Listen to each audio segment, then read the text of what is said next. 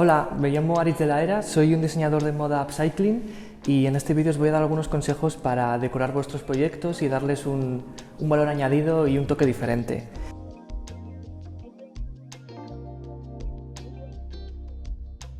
A mí una de las cosas que más me gusta hacer siempre es utilizar diferentes materiales y accesorios que en sí tienen una manera de funcionar y utilizarlos para decorar. Por ejemplo, cuando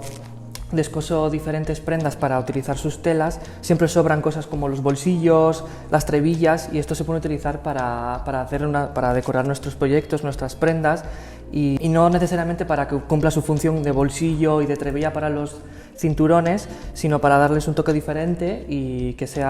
tenga un toque más personal nuestro. Lo mismo podemos hacer con botones de diferentes tamaños y colores, e incluso podemos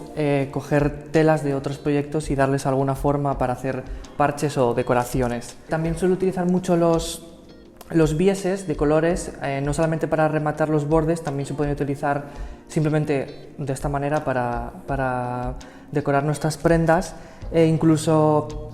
con hilos de diferentes colores podemos hacer bordados simples, que tampoco hace falta tener mucha maña, con tal de tener una idea, un dibujo o alguna letra, se pueden utilizar hilos de colores, e incluso se pueden utilizar diferentes abalorios de bisutería y coserlos en nuestras prendas y nuestros proyectos para darles un toque de color, incluso como toques de brillo para darles más luz.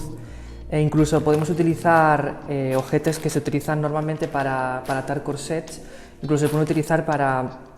jugar un poco con que se vea la piel y también se vea la prenda, y jugar con ese tipo de cosas.